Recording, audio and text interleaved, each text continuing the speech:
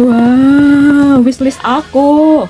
Karena aku pakai jilbab dan rambut sering lepek, jadi aku sering keramas. Aku butuh banget hair dryer ini. Kita unboxing.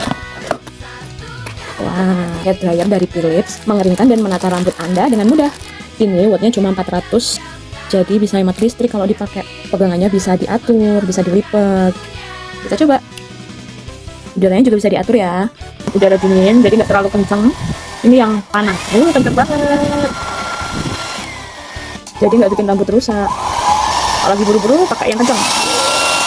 Kamu wajib punya karena ini penting banget, apalagi buat kita yang berhijab.